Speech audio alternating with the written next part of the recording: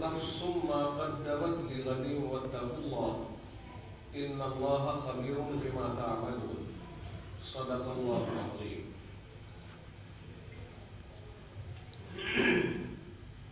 عزیزان ملت، نوجوان ساتھیوں، پیارے دوستوں اور دینی بھائیوں،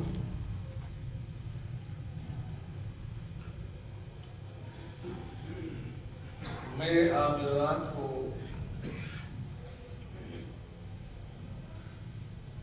اس پروگرام کو منعقد کرنے پر دل سے مبارکباد دیتا ہوں، اور ہمارے حضرت مولانا مجتبیٰ صاحب دامت برکاتہم جو تشریف فرما ہے، اگرچہ عمر میں ہم سے چھوٹے ہیں مگر مرتبے میں بہت بڑے ہیں، علم و فضل کے اعتبار سے اللہ نے انہیں بہت نوازا ہے۔ ان کی سرپرستی میں اور ان کی نگرانی میں ہم سب یہاں جمع ہوئے۔ اللہ تعالیٰ اس طرح کی تحریکیں چلاتے رہنے کی ہمیشہ توفیق مرحمت فرماتا رہے۔ جمعیت علماء ہند نے جو یہ سلسلہ اٹھایا ہے اور کافی دنوں سے حضرت فدائی رحمۃ اللہ علیہ کے دور سے یہ اصلاح معاشرہ کا سلسلہ برابر چلتا رہتا ہے، اس کا فائدہ ہوتا ہے۔ قرآن کریم کہتا ہے وَذَكِّرْ فَإِنَّ الذِّكْرَىٰ تَنفَعُ الْمُؤْمِنِينَ، آپ نصیحت کرتے رہیے، اس لیے کہ نصیحت کرنا مومنین کو فائدہ دیتا ہے۔ یعنی اگر ہم یہ سوچتے رہے، یہ کہتے رہے کہ یار جلسے بہت کر رہے ہیں اور کہیں فائدہ نظر آتا نہیں، بہت تقریریں ہو رہی ہے، بہت علم کی باتیں ہو رہی ہیں جگہ جگہ، اور ہر جمعے کو اکثر ائمہ اپنی اپنی مسجدوں میں بیانات بھی کرتے ہیں، کوئی فائدہ تو نظر آتا نہیں، اس لیے کوئی جلسہ کرنا بے سود ہو گیا۔ بس ایسے ہی چلتا رہے، جب جلسوں کا کوئی فائدہ نہیں ہے تو کیوں خواہ مخواہ لوگوں کو جمع کیا جائے؟ جتنا سمجھا رہے ہیں اتنے ہی خواہ مخواہ بگاڑ آ رہا ہے۔ بعضوں کو ہم نے یہ کہتے ہوئے سنا ہے۔ ایسا نہیں کہ صرف میں کوئی فسانہ کہہ رہا ہوں، یہ آپ نے بھی سنا ہوگا اس طرح سے جو میں نے آپ کے سامنے ذکر کیا ہے۔ کتاب جلسے بھی بہت ہو رہے ہیں لیکن کوئی فائدہ نہیں، قوم جہاں تھی اس سے بھی پیچھے چلی گئی، گڑھے میں جا رہی ہے، وغیرہ وغیرہ اس طرح کی باتیں۔ میں سمجھتا ہوں کہ یہ قرآن کریم کے اس فیصلے کے خلاف ہے جس میں اللہ نے آقا کو ارشاد فرمایا، ہمارے آقا پیغمبر اعظم صلی اللہ علیہ وسلم کو کہ وَذَكِّرْ فَإِنَّ الذِّكْرَىٰ تَنفَعُ الْمُؤْمِنِينَ، آپ سمجھاتے رہیے، اس لیے کہ سمجھانا مومنین کو فائدہ پہنچاتا ہے۔ تو قرآن کریم کی ایک طرف یہ قرآن کریم کا بیان ہے اور دوسری طرف ہمارا یہ تبصرہ ہے گھٹیا۔ اگر ہم یہ سمجھیں کہ یہ تبصرہ کارآمد ہے اور واقعی بھائی لوگوں کا اپنا تجربہ ہے، تو رب ذوالجلال کے مقابلے پر یہ تجربہ لوگوں کا تجربہ، لوگ جسے اپنا تجربہ سمجھتے ہیں، کیا رب کے فرمان کے مقابلے اس کو کوئی گنجائش ہے؟ نہیں۔ اللہ رب العزت نے جو بات ارشاد فرمانی وہاں پہ آخر ہے۔ نصیحتوں کا سلسلہ اگر روک دیا جائے اور بند کر دیا جائے تو جمود طاری ہو جائے گا۔ آپ دیکھتے ہیں کہ ایک کنواں ہے، اب تو کنویں بہت کم علاقوں میں باقی رہ گئے، لوگوں نے جدید طریقے پر پانی وصول کرنا شروع کر دیا زمینوں سے، ورنہ کنووں میں سے پانی نکالتے تھے۔ اگر پانی نہ نکالا جائے اور کنویں کو یوں ہی چھوڑ دیا جائے تو جمود طاری ہو جاتا ہے، اس کے اوپر کائی جم جاتی ہے، گندگی جم جاتی ہے، یہاں تک کہ وہ پانی کچھ دنوں کے بعد پینے کے قابل نہیں رہتا۔ اس لیے لگاتار پانی کا خروج اور پانی کی نکاسی نئے پانی کی آمد کا ذریعہ بنتی ہے اور کنواں گندا نہیں ہوتا۔ جس طرح ہم یہ سمجھتے ہیں کہ پیچھے سے نیا پانی آتا رہے گا جبکہ آپ یہ پرانا پانی استعمال کرتے رہیں گے، اسی طرح مستقل نصیحت کرتے رہیے، لوگوں کے اوپر سے یہ کمزوریاں دور ہوتی رہیں گی اور نیا نیا اثر پڑتا رہے گا، یقیناً لوگ اس سے فائدہ اٹھاتے چلے جائیں گے اور حسب منشائے خداوندی پھر اسلام کا کام بھی ہوتا رہے گا اور مومنین اس سے فائدہ بھی اٹھاتے رہیں گے۔ آج کل لوگوں نے یہ سمجھ لیا کہ بھئی نیٹ ہمارے لیے کافی ہے۔ کچھ لوگ ہیں جو اس کو کافی سمجھ رہے ہیں کہ نیٹ پہ ہاتھ مارا اور ہم نے من پسند تقریریں نکال لی۔ پہلی بات تو یہ ہے کہ سونے کو جوہر کو جوہری سمجھتا ہے، سونے کو سونار سمجھتا ہے، گھسیارا سونے کو نہیں سمجھ سکتا ہے۔ برا نہ لگے کسی کو، میں کچھ تھوڑا سا کبھی کبھی کوئی سخت جملہ نکل جاتا ہے زبان سے، کیونکہ میں بھی ایک گاؤں کا رہنے والا دیہات کا آدمی ہوں اور دیہاتی پر کبھی کبھی ایسا جملہ زبان کے اوپر چڑھ جاتا ہے۔ زیادہ مہذب میں بھی نہیں ہوں۔ سونا سونار پرکھ سکتا ہے، جوہر کو جوہری پرکھ سکتا ہے۔ جب یہ بات سمجھ میں آ گئی تو پھر ہم اگر دنیاوی اعتبار سے کتنے ہی بڑے درجے کے اوپر صحیح، چاہے میں کہتا ہوں وکالت پڑھ کے ہم بڑے وکیل بن گئے اور سپریم کورٹ میں ہماری پریکٹس چل رہی ہو، لیکن میں یہ کہوں گا کہ قرآن کریم کے جو مواد اور قرآن کریم کے جو معانی اور مفاہیم ہیں، وکیل تو نہیں پڑھتا ان کو۔ نیٹ کے اوپر ہاتھ مارنے کے بعد اگر کوئی عالم نکل کے آتا ہے تو معلوم نہیں کس طرح کی چیزیں اس کو اچھی لگنے لگے اور کن چیزوں سے وہ فائدہ اٹھانے لگے، اور پھر نیٹ بڑا سمجھدار ہوتا ہے۔ آپ نے ایک مرتبہ جسے ٹچ کیا اسی طرح کی پیچھے لائنیں لگا دے گا آپ کے پاس۔ نیٹ بڑا ہوشیار ہے، آپ ہوشیار نہیں ہیں، لیکن ایک مشینری ہے جسے اتنا ہوشیار بنایا گیا ہے کہ جس طرح کا آدمی ایک مرتبہ اس کے اوپر ٹچ کر دے اسی انداز کی چیزیں اسے فراہم کرنی شروع کر دیتا ہے۔ اس نیٹ کی بےخودیوں کو سمجھنا بڑا مشکل ہے۔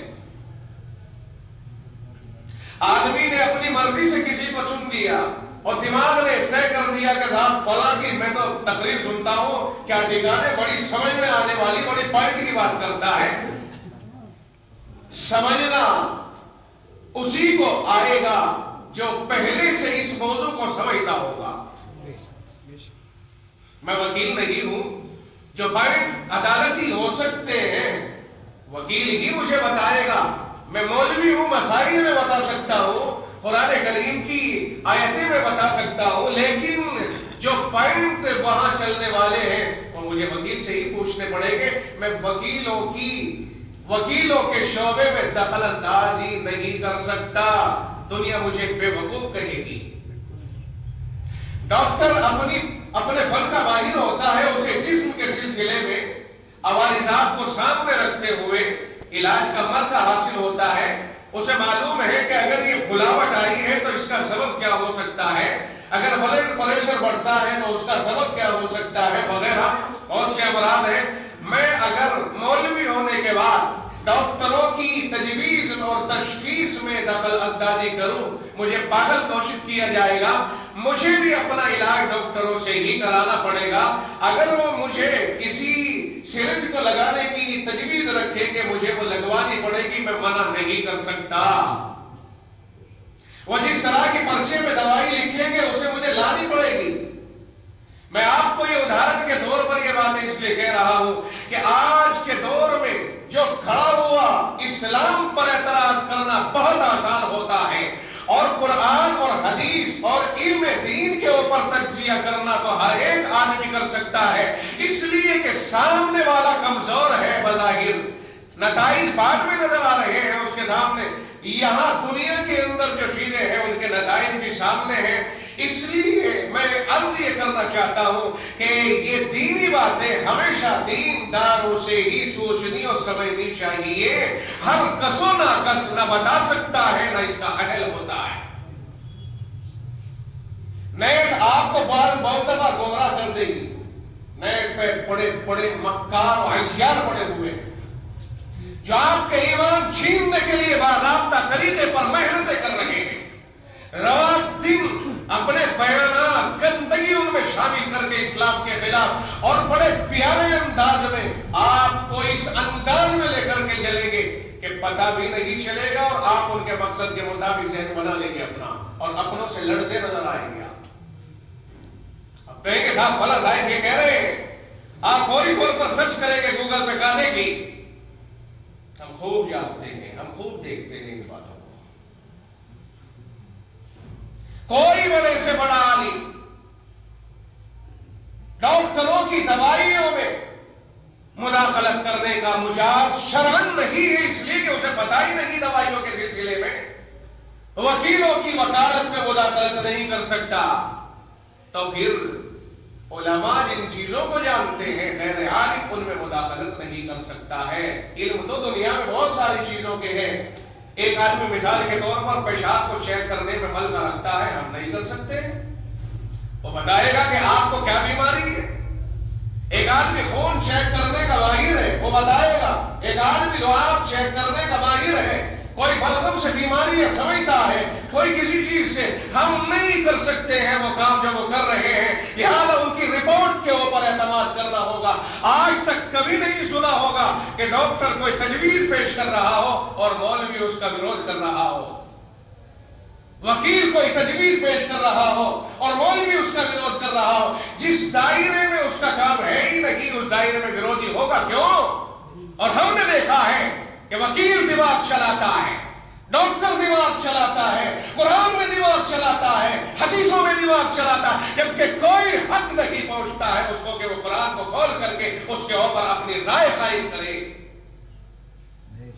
نحو ہے, صرف ہے, منطق ہے, بلاغت ہے, معنی ہے, بدیع ہے, بیان ہے, اور علم اصول حدیث ہے, حدیث ہے, اصول تفسیر ہے, تفسیر ہے, فقہ ہے, اصول فقہ ہے. میں جتنے نام لیے معاف کیجئے, آپ میں سے کون ہے جو ان علوم کو جانتا ہو؟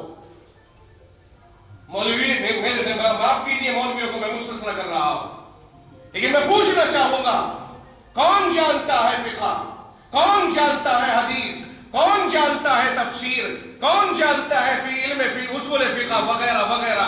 جب نہیں جانتے تو اقرار کرنا پڑے گا کہ ہم اس سے کورے ہیں. جس سمت میں جو جا رہا ہے اس سمت کا مشورہ وہی دے گا, دوسرا نہیں دے سکتا ہے.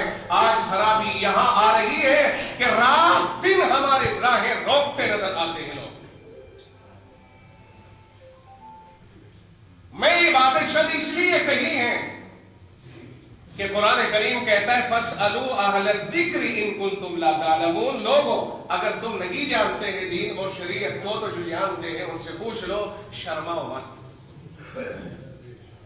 بڑا وہی ہوتا ہے جس میں تواضع ہوتی ہے اور چھوٹا وہی ہوتی ہے جس میں تکبر ہوتا ہے. متکبر رب کو پسند نہیں, متواضع کے درجے اللہ بڑھا کے ساری دنیا میں اسے عزیز اور پیارا بنا دیتا ہے. حدیث پاک کہتی ہے من تواضع للہ رفعہ اللہ. جو آدمی اللہ کے لیے تواضع اختیار کرے گا اللہ تعالیٰ اس کے مرتبوں کو بڑھا دے گا, اس کو بلند کر دے گا. اور آپ نے اس حدیث کو سنا ہوگا بارہا کہ جب اللہ تعالیٰ کسی بندے سے پیار کرتا ہے, محبت کرتا ہے اس کے اچھے اعمال کی بنیاد پر, جو اعمال اللہ کو راضی کرنے والے ہیں اللہ کے منشا پہ چلنے کی وجہ سے, تو جبریل کو بولا کہ اللہ فرما دیتا ہے کہ میں فلاں بندے سے محبت کرتا ہوں, جبریل تو اس سے محبت کر. پھر جبریل سارے فرشتوں میں آواز لگاتا ہے کہ اللہ رب العزت اور میں فلاں بندے سے محبت کرتے ہیں, تم بھی اس سے محبت کرو. پھر دنیا میں ایک آواز لگائی جاتی ہے کہ اللہ, جبریل اور فرشتے آسمانوں پر فلاں بندے سے محبت کرتے ہیں, تم بھی اس سے محبت کرو. اللہ اس کی محبوبیت لوگوں کے دلوں میں ڈال دیتا ہے. جب اللہ تعالیٰ کسی کو چاہتا ہے, اچھا اللہ تعالیٰ متکبرین کو پسند نہیں فرماتا ہے. دیکھو الکبریاء ردائی, حدیث قدسی ہے, رب کہتا ہے بڑائی میری چادر ہے, میری چادر ہے. جس نے بڑائی اختیار کرنے کی کوشش کی اس نے میری چادر کو اتارنے کی کوشش کی, اور جو میری چادر پہ ہاتھ ڈالے گا میں اس کے ٹکڑے کر ڈالوں گا. دنیا میں کفر پر سزا مؤخر کر دی گئی, شرک پر سزا مؤخر کر دی گئی, سارے گناہوں پہ سزا مؤخر کر دی گئی، لیکن متکبر کو سزا مرنے سے پہلے ملتی ہے۔ اگر کسی نے دیکھا نہ ہو تو اب کے بعد نظر رکھو اور دیکھ لینا۔ اسے دنیا میں ذلیل کیا جاتا ہے، رسوا کیا جاتا ہے۔ آج ہمارے اندر جو رسومات پھیل رہی ہے مولانا، اس کا بڑا سبب تکبر ہے۔ برادری کیا کہے گی، نہ کر جائے گی، لوگ کیا کہیں گے؟ اگر ہم نے بیٹھ کر کے کھانا کھلایا، میں 2 لاکھ روپے میں مندب خریدا ہے، کرایہ دے کر کے جا رہا ہوں، لوگ کیا کہیں گے؟ اگر میں بٹھا کر کے کھانا کھلاؤں گا، میرے ملنے جلنے والے بڑے لوگ آئیں گے، نیتا آئیں گے، پارشد آئیں گے، سبھاسد آئیں گے، بڑے بڑے ادھیکاری آئیں گے، مجھے کیا کہیں گے؟ لوگ کہیں گے بے وقوف ہے۔ ایک طرف نبی کی سنتیں چھٹ رہی ہیں، دوسری طرف بدکردار راضی ہو رہے ہیں۔ آپ چناؤ کیجئے، نبی کو راضی کیا جائے گا یا بددینوں کو راضی کیا جائے گا؟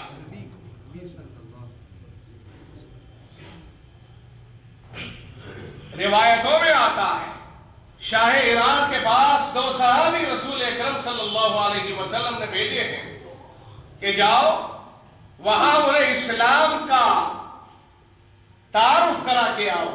خطوط دے کر کے بھیج دیا کرتے تھے آقا کہ جاؤ اسلام کا تعارف کرا کے آؤ۔ پہنچ گئے، بڑے ٹھاٹھ باٹھ، بڑے کر و فر، وہ تو دنیا کے اعتبار سے اپنے آپ کو سب کچھ سمجھتے تھے، اور یہ صحابہ سامنے ریشم بچھا ہوا ہے، قالین ریشمین، صحابہ رسول اس کے اوپر نہیں چلے۔ اور جرأت دیکھیے کہ جب چلنے پر مجبور کیا جا رہا تھا تو تلوار کی نوک سے کاٹ کر کے آدھا ادھر اور آدھا ادھر کر کے ننگی زمین کے اوپر سے گزر کر کے شاہ تک پہنچے ہیں، جنہیں رب نے تواضع دے دی، انہیں رب نے کائنات کا معلم بنا دیا، کائنات کے لیے ہادی بنا دیا، کائنات کا مصلح بنا دیا۔ ان کے ذریعے کائنات کی اصلاح ہوئی، سمتیں متعین ہو گئی، سمتیں متعین ہو گئی۔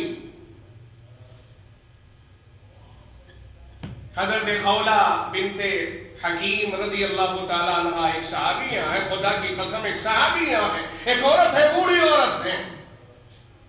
ایک مسئلہ پیش آ گیا تھا، مسئلہ یہ پیش آیا تھا کہ ان کے جو شوہر تھے انہوں نے یہ کہہ دیا تھا انتی علیہ کظہر امی، تو میرے اوپر ایسی ہے جیسے میری ماں کی پشت، میری ماں کی پشت یعنی کمر، پیٹھ، تو میرے لیے ایسی ہے جیسے میری ماں کی کمر، پیٹھ۔ اب اس زمانے میں اس کا اثر یہ ہوتا تھا کہ یہ عورت ہمیشہ کے لیے حرام ہو جایا کرتی تھی اپنے شوہر کے اوپر۔ طلاق کے بعد تو راستہ نکل آتا ہے، دوسرا نکاح ہو جائے، وہاں سے طلاق ہو جائے، پھر اس کے لیے آ جائے گی، وہ جائز ہو جائے گی۔ لیکن اس کو زمانہ جاہلیت میں ایسی جدائی سمجھتے تھے کہ جس کے بعد یہ عورت اس کے لیے کبھی حلال نہیں ہو سکتی تھی۔ اب شوہر نے یہ کہہ دیا، نکل گیا زبان سے، اور یہ مسلمان ہیں دونوں کے دونوں، شوہر بھی اور بیوی بھی، حضرت خولہ بھی۔ اب آئی اللہ کے نبی صلی اللہ علیہ وسلم کے پاس، یا رسول اللہ میرے شوہر نے مجھے یوں کہہ دیا ہے۔ اب چونکہ اللہ کے نبی علیہ السلام پر اس کے بارے میں ابھی تک کوئی مسئلہ نازل نہیں ہوا تھا، کوئی قرآنی آیت نازل نہیں ہوئی تھی، تو آقا بھی پرانے اعتبار سے خاموش ہو گئی کہ بھئی جو پہلے سے چلتا ہوا حکم آ رہا ہے میں اس میں کیا بتا سکتا ہوں، کیونکہ رب کہتا ہے وَمَا يَنْطِقُ عَنِ الْهَوَىٰ إِنْ هُوَ إِلَّا وَحْيٌ يُوحَىٰ، کہ آقا رحمت صلی اللہ علیہ وسلم اپنی خواہش سے کوئی بات زبان سے نہیں نکالتے تھے، آپ وہی تکلم فرماتے جو اوپر سے اللہ ارشاد فرماتا۔ اب رسول اللہ صلی اللہ علیہ وسلم خاموش، وہ آگے عرض کر دیے، یا رسول اللہ بڑھاپے کو پہنچ رہے ہیں، وہ بچے ابھی بڑے نہیں ہوئے، اگر بچوں کو ان کے حوالے کیا جائے تو پرورش ٹھیک نہیں ہوتی ہے، ہم دونوں ہی مل جل کر کے ان کا کچھ مسئلہ حل کر سکتے ہیں۔ کہا یا رسول اللہ میرے مسئلے کو حل کر دیجئے۔ آقا گردن جھکا کہ آپ نے فرمایا کہ اراکی ان حرمت علیہ، میرا خیال تو یہ ہے کہ تو اس پہ حرام ہو چکی ہے، میں سمجھتا ہوں کہ تو اس پہ حرام ہو چکی ہے۔ وہی بات آقا نے فرمائی جو پہلے سے مسلم تھی دنیا میں، اور چونکہ اس کے خلاف ابھی اللہ کی طرف سے کوئی پروانہ نہیں آیا تھا، تو آپ اس میں کوئی ترمیم اپنی مرضی سے کیسے کرتے؟ اس لیے یہ جملہ ارشاد فرمایا، وہ پھر کہنے لگے اللہ کے رسول سوچ لو بچوں کا مسئلہ، ابھی 3 طلاق دینے کے بعد میں لوگ جاتے ہیں دارالفتہ میں، اجی حضرت چھوٹے چھوٹے بچے، اجی وہ نشہ ہو گیا تھا، جی ایسے ہی ہو گیا تھا نشہ، مذاق بنا لیا شریعت مطہرہ کا۔ جہاں ناراضگی ہوئی ذرا سی پیشاب پی کر کے نشے میں آ کر کے آیا، مار لگائی، برتنوں کو پھوڑا اور بچوں کو مارنے کے لیے دوڑا، اور نوبت یہاں تک پہنچ گئی کہ طلاق طلاق طلاق، آخر طلاق سمجھ کر کے دے رہا ہے نا، اپنے ہی گھر میں آیا ہے نا، غازی آباد کا آدمی دہلی تو نہیں پہنچ گیا، پاگل تو نہیں ہو گیا، وہ گھوم تو نہیں رہا گلیوں میں، گھر کیوں نہیں پایا اس کو؟ آخر دیکھا کہ پا گیا، گھر داخل ہو گیا، پتہ چل گیا یہ ماں ہے یہ بیوی ہے۔ پھر لوگ مذاق بناتے ہیں شریعت کا، کہاں نشے میں تھا جی سے پتہ نہیں، پھر گھر کیسے آیا ہے، پھر بیوی کی طرف کیسے متوجہ ہوا ہے، پھر ماں کو کیسے اس نے یوں نہیں کہا کہ تجھے طلاق، ماں پہ اس نے ہاتھ کیوں نہیں ڈالا ہے؟ معلوم ہوا اسے اتنی سمجھ تو باقی تھی کہ جس سے وہ ماں اور بیوی میں فرق کر سکے۔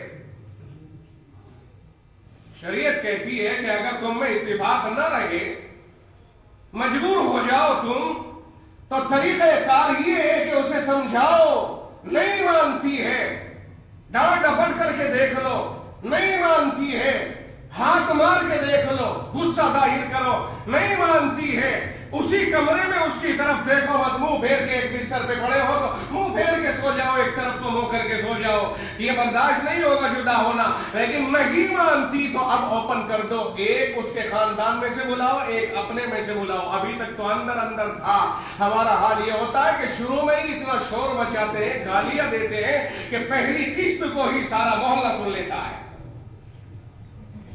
قرآن کہتا ہے 4-5 قسطیں تمہاری چپکے چپکے ہونی چاہیے، جب نہیں سمجھ میں آئے گا، نہیں نبھاؤ ہے تو پھر جہنم نہیں بنانا، گھر کو ایک کام اور کر لو، ایک چھوٹی سی میٹنگ کر لو، ادھر سے اور ادھر سے بلا لو، ان کے سامنے رکھ دو اپنا مدعا کہ ہماری مجبوری یہ ہے، ہمارے بیچ یہ جھگڑا چل رہا، آپ سمجھ لو جی، ہمیں دیکھ لو کون سے کی غلطی۔ اگر سمجھ جائے عورت تو بہت اچھا، نہیں سمجھتی ہے، اب قرآن کریم کہتا ہے یا ایھا النبی اذا طلقتم النساء فطلقوہن لعدتہن فاحصوا العدہ، فرمائے جب طلاق دی جائے تو MC آنے سے پہلے ایک بار کہا جائے میں نے تجھے طلاق دے دی۔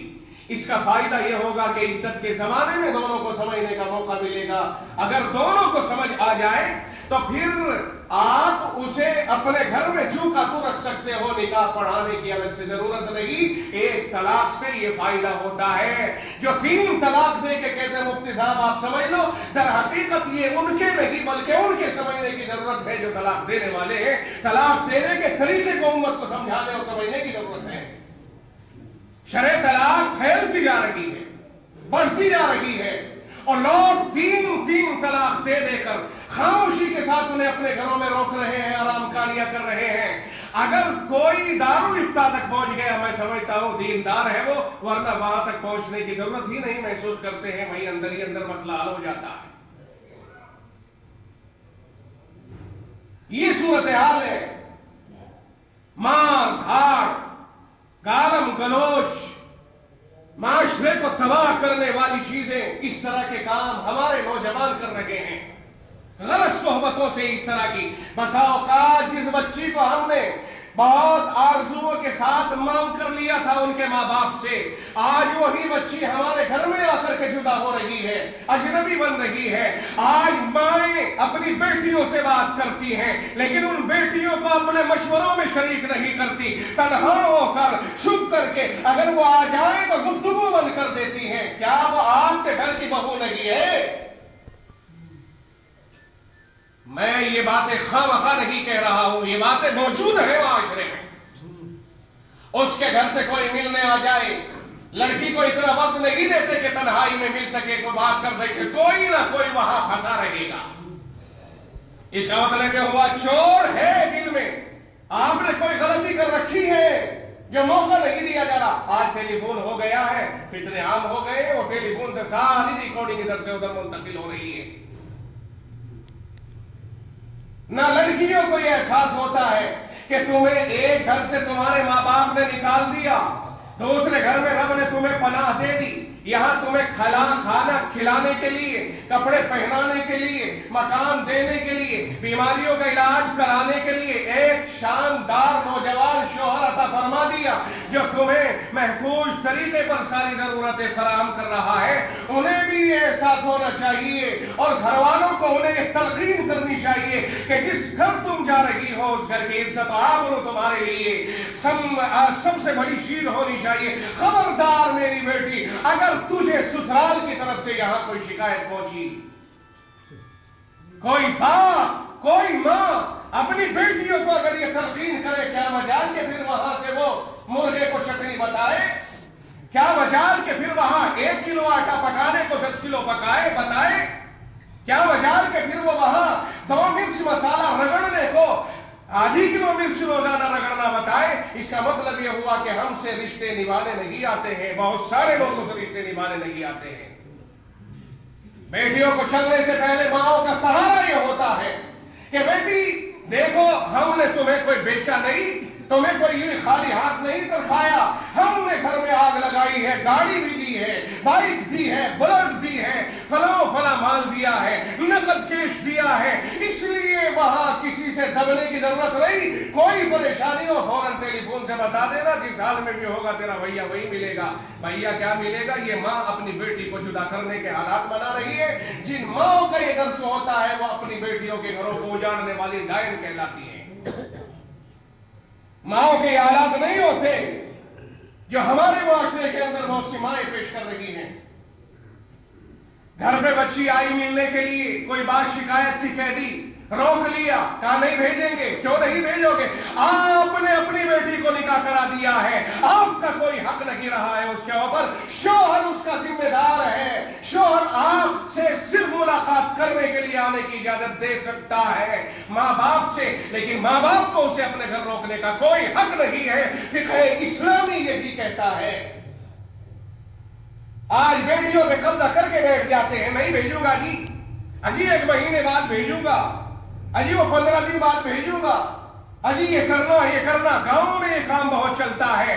اس سے بسا اوقات تلخیاں پیدا ہوتی ہیں, نفرتیں پیدا ہوتی ہیں اور نقصان کا اندیشہ ہوتا ہے. بعض دفعہ کوئی بات آ جائے, بڑے چھوٹوں کا کوئی معاملہ نہیں, کہا نا جی ناک رگڑوا کے بھیجوں گا. آپ ناک رگڑوا رہے ہو, اس کا مطلب یہ ہوا کہ دوسرے گھر جانے کی اپنی بیٹی کی تیاری کر رہے ہو آپ. یہ معاشرہ ہے ہمارا, مولوی صاحب یہ معاشرہ ہے ہمارا. اس معاشرے کا کیا کرو گے؟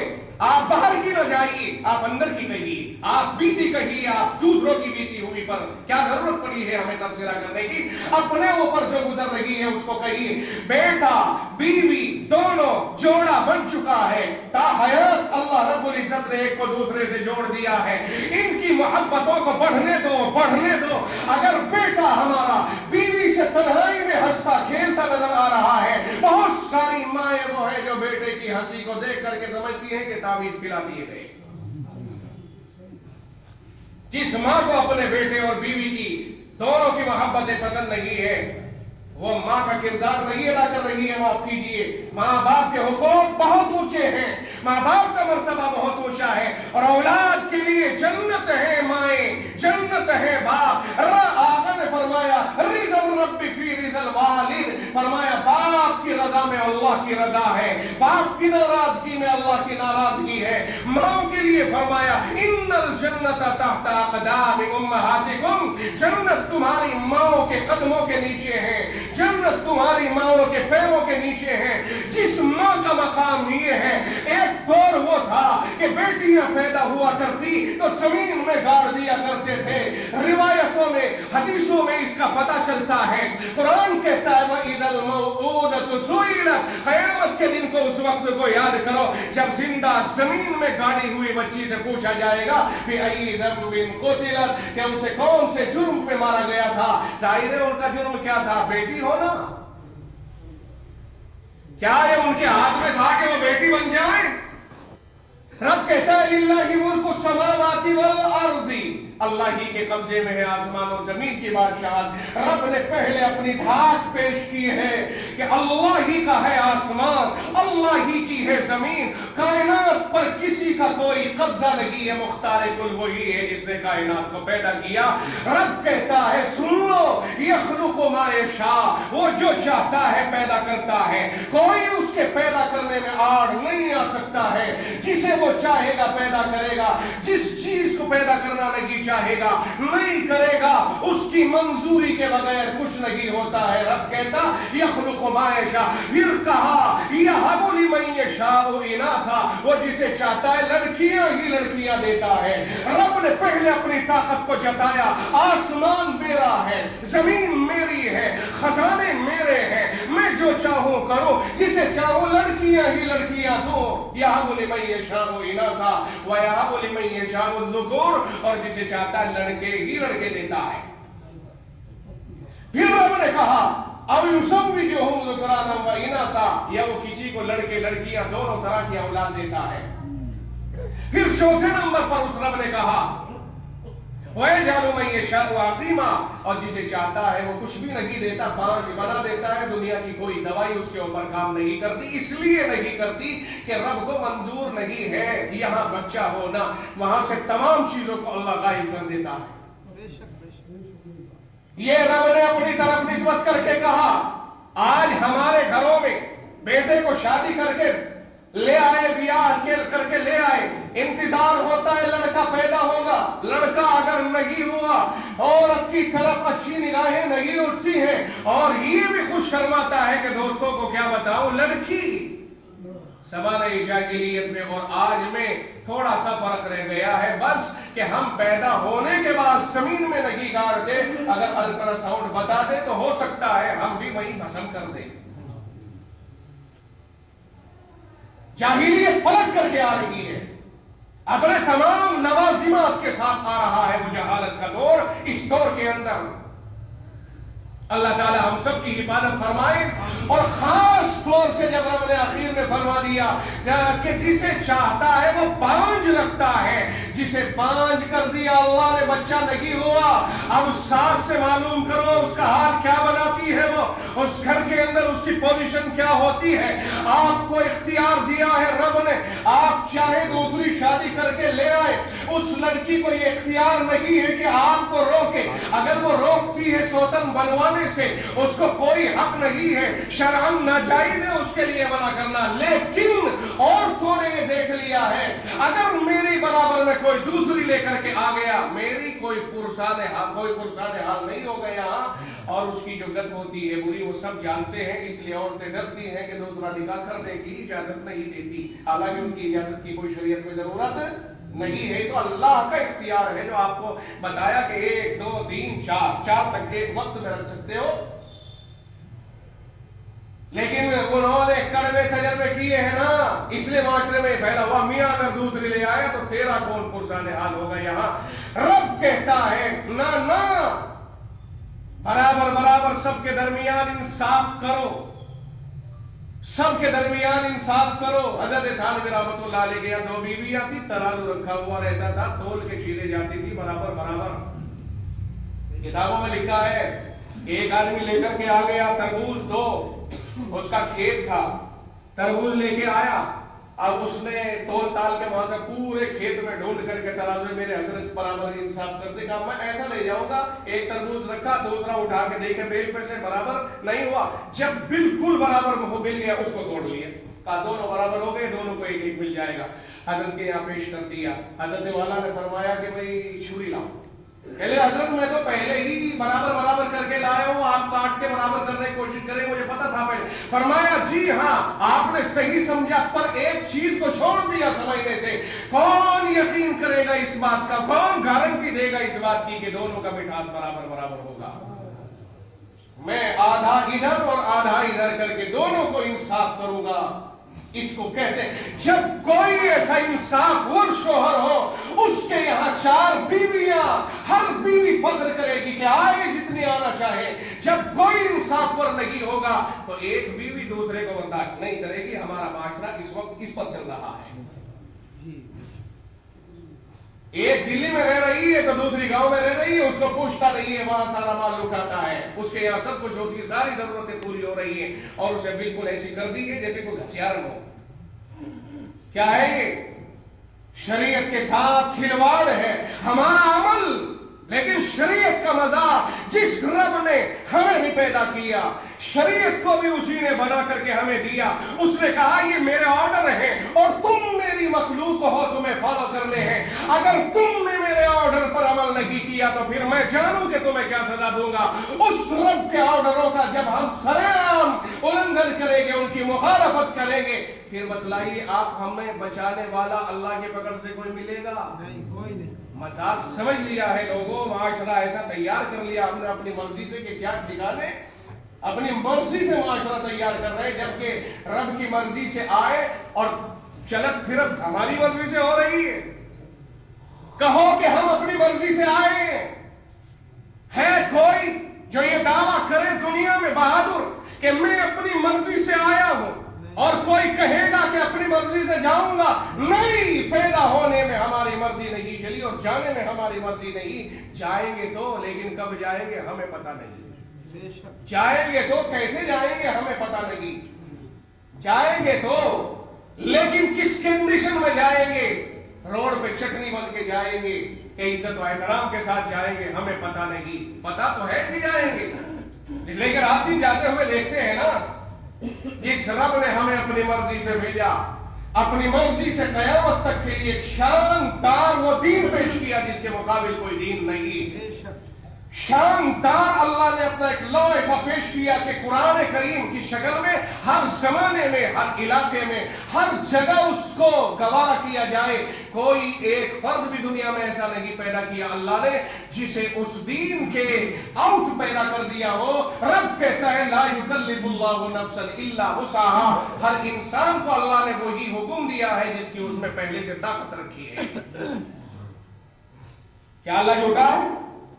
دنیا میں کوئی نہیں ثابت کر سکتا کہ ایک حکم بھی ایسا ہے جو انسانوں کے کہ آپ فلاں آدمی عمل نہیں کر سکتا. نہیں, جتنا اسے کمزور کر دیا اتنا ہی اس کے لیے حکموں میں لچک پیدا کر دی ہے. اسی کو قیامت تک چلایا گیا. لچک پیدا نہ ہوتی تو تب کہتے کہ صاحب یہ دیکھیے کھڑے ہو کے نماز کرنے کا پڑھنے کا حکم ہے اور اس پر تو کھڑا ہوا ہی نہیں جاتا. یہ کون سی شریعت ہے جی اللہ میں کھڑے کھڑے ہی پڑھو گے جی؟ کہاں بیٹھ کر کے پڑھ رہا ہوں؟ کبھی بیٹھ کر بھی نہیں پڑھا, کہاں لیٹ کر کے پڑھ رہا ہوں. بے شک ہے کوئی جو یہ کہے بال برابر شریعت مطہرہ میں کوئی گنجائش ایسی نکال لے کہ جہاں کوئی عمل نہیں ہو رہا ہے, دنیا میں کوئی ایسا بہادر نہیں آ سکتا ہے کہ جو یہ بتا دے کہ قرآن کے فلاں حکم پر عمل نہیں ہو سکتا ہے. چونکہ شریعت کو اللہ ہی نے بنایا ہے, مزاجوں کو بھی اسی نے بنایا, جانتا بھی وہی تھا, تو پھر خلاف کیسے ہو سکتا ہے؟ دنیا کے انجینئر تو سب کچھ دیکھ لے اور رب ذوالجلال اپنے بندوں کو بنائے اور انہیں یوں چھوڑ دے کہ پتہ ہی نہیں چلا اس کو کہ کیا مزاج ہے اس کے اندر. اس لیے میرے بھائی, شریعت اللہ کی بنائی ہوئی, اگر کوئی شریعت کے اوپر عمل نہیں کرتا ہے اب وہ رب سے لڑائی مول لے رہا ہے. میاں یاد رکھو, ہمارے ہندوستان کی جو کتاب ہے سمویدھان کی جو کتاب ہے, اگر کوئی اس کے خلاف چلتا ہے, میں یہاں بیٹھ کر دوسرے ملک کی تعریف کرنے لگوں, اپنے ملک کی برائی کرنے لگوں, کہا وہ ملک اچھا ہے میرا ملک برا ہے. اور یاد رکھو حکمرانوں کو ان کی غلطیوں پر ٹوکا جا سکتا ہے مگر ملک کے خلاف کچھ نہیں کہا جا سکتا ہے. ہم اس وطن پر ساری دنیا کے مقابلے میں یوں کہیں گے کہ نہیں ہمارا وطن تو بہت اچھا ہے. رہا مکہ اور مدینہ وہ ہماری عقیدت کا مرکز ہے, میں اس کی بات نہیں کر رہا ہوں, کبھی آپ پہ کوئی اشکال کرے کہ آپ یہ کہہ رہے ہو, وہ ہماری عقیدت کا مرکز ہے. تو اگر ہم اپنے سمویدھان کے خلاف چلنے پر دیش دروہ کہلا سکتے ہیں تو رب کے سمویدھان کے خلاف چلنے والے کو شریعت دروہ کیوں نہیں کہا جا سکتا ہے؟ اگر دیش دروہ کی سزا خطرناک ہے تو شریعت دروہی کی بھی سزا انتہائی خطرناک ہے. یہاں تو دنیا میں سب سے بڑی جیل گوانتانامو بے کی جیل سمجھی جاتی ہے کہ اس میں جو سزائیں لوگوں کو دی گئی وہاں جہنم ہے, وہاں جہنم ہے. اللہ تعالی ہم سب کی حفاظت کرے. میں یاد کر رہا تھا کہ اپنے گھروں کا مزاج دیکھو کیا بنتا جا رہا ہے. لوگ جھگڑتے ہیں، بسا اوقات مائیں سبب بن جاتی ہیں، اتنا بڑا باپ کا مرتبہ ہوتا ہے مگر کبھی کبھی اناڑی پن سے اپنے اولاد کو سامنے کھڑا ہونے پر مجبور کر دیتے ہیں، دونوں طرف سے حقوق چلا کرتے ہیں میاں۔ جہاں اولاد کے اوپر حقوق ہے ماں باپ کے، وہی ماں باپ کے اوپر اولاد کے حقوق ہیں، اور ماں باپ کے وہ حقوق تو اولاد پر آئیں گے جوان ہونے کے بعد، لیکن اولاد کے حقوق ماں باپ پہ آ جائیں گے پیدا ہونے سے پہلے ہی۔ بات سمجھ میں نہیں آئی؟ ایک نقطے کی بات کہہ دی ہے میں نے، اگر آپ کی سمجھ میں آ گئی ہو تو پہلے کیسے ماں باپ کے اوپر پہلے کیسے لاگو ہوتے ہیں اولاد کے حقوق؟ اللہ کے نبی علیہ الصلوۃ والسلام نے ارشاد فرمایا تنکح المرأۃ لأربع، فرمایا کسی بھی عورت سے 4 باتوں کے پیش نظر شادی کی جاتی ہے۔ پہلی وجہ آقا نے فرمائی لمالہا، مال کے لالچ میں شادی کی جاتی ہے۔ دوسری وجہ ولی جمالہا، خوبصورتی کے لالچ میں۔ تیسرا فرمایا ولی حسبہا، خاندان کو اونچا سمجھ کر کے شادی کی جاتی ہے۔ چوتھا فرمایا ولی دینہا، اور دین کی وجہ سے شادی کی جاتی ہے کہ آپ دیندار ہے۔ آقا نے چوتھے نمبر کے لیے فرمایا فاظفر بذات الدین تربت یداک، فرمایا ابو ہریرہ دیندار عورت سے شادی کر کے کامیابی حاصل کر لے۔ ارے بھائی حسن و جمال ڈھل جائے گا۔ آپ میں سے جو بوڑھے ہو گئے اپنے چہرے کو جب وہ جوانی میں دیکھتے تھے 18 سال کی عمر میں، 16 سال کی عمر میں، آج 80 سال کی عمر میں دیکھ کر کے آپ خود اپنے چہرے کو نہیں ملا کے پہچان سکتے ہو۔ آپ ہی کا تو چہرہ ہے، آپ اپنے چہرے کو آج کے چہرے پر ملائیں گے پہچان نہیں ہو پا رہی ہے۔ اور دنیا میں یہ خاندانی لڑائیاں کتنے دنوں کا ہے؟ کیا اگر کوئی خاندان میں ایک آدمی کچھ گڑبڑی کر دے پورے خاندان کو برباد کر دیتا ہے؟ چلے صاحب اس کی تو ماں فلاں کے ساتھ چلی گئی تھی، معذرت گئے خاندان، ہو گئے سارے رشتے بند۔ یہ مال ہے، مال تو مال تو آتی ہے، المال خادم ورائح، مال تو صبح کو آتا ہے تو شام کو جاتا ہے۔ اگر کوئی نوٹ جس کے اوپر آپ کے ہاتھ میں آ گیا، نہیں آپ کہہ سکتے کہ یہ نوٹ میرے پاس میں کل تک ٹھہرے گا، معلوم نہیں ابھی چلا جائے۔ چلتا چلا تھا، کبھی بھنگیوں کے گھر جاتا ہے، کبھی چماروں کے گھر جاتا ہے، کبھی چودھریوں اور فلانوں کے گھر جاتا ہے۔ یہ مال کہتے ہی اس چیز کو ہے، اور دولت کہتے ہی اس چیز کو ہے جو ایک ہاتھ پر قائم نہ رہے، ہاتھوں سے ہاتھوں میں اور ہاتھوں سے ہاتھوں میں جاتی رہے، اسی کو دولت کہا جاتا ہے۔ سمجھ میں آگے کہ نہیں؟ دولت فلاں بڑا دولت مند ہے، بڑے آئے دولت مند، دولت ٹھہرتی کہاں ہے؟ ٹھہری کبھی؟ جس گڈی کو آپ نے 50 سال 10 سال پہلے لیا تھا وہ ٹھہری ہے بھی؟ ارے وہ گڈی ادھر سے آئے، ادھر کو کھڑے ہیں مطالبہ کرنے والے، ادھر سے آیا پیمنٹ ادھر کو ہو گیا گیا۔ آپ مال کی بات کر رہے ہو، دولت کی بات کر رہے ہو؟ 3 چیزیں ایسی ہیں جن پر کوئی بھروسہ نہیں ہے۔ حسن و جمال اگر مقدر سے آپ کے ہاتھ لگ جائے دولت، اگر مال بھی ہاتھ لگ جائے مالدار دولت، اگر یہ خاندان کی عظمت بہت بڑھیا، لیکن اگر یہ نہ ملے اور دین داری ملے، کالا کلوتا بھی ہو تو پسند کر لو، چھوٹے قد کا بھی ہو تو پسند کر لو، اس لیے کہ دین ہمارے ساتھ چل کے جائے گا۔ عبداللہ ابن مسعود رضی اللہ تعالیٰ عنہ کا قد صرف اور صرف اتنا تھا، یواری جلہ سہم، علماء نے لکھا ہے کہ بیٹھے ہوئے لوگوں میں کھڑے ہو کر ایسے ہوتے تھے جیسے وہ بھی بیٹھے ہوں۔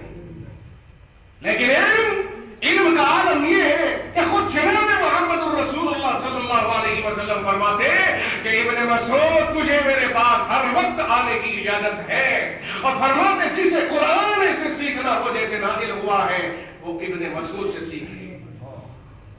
اور رسول اکرم صلی اللہ علیہ وسلم کے زمانے میں ہی مفتی کا خطاب دے دیا گیا تھا عبداللہ ابن مسعود کو، اور انہی کے فقہ کے اوپر فقہ حنفی مرتب ہوا ہے۔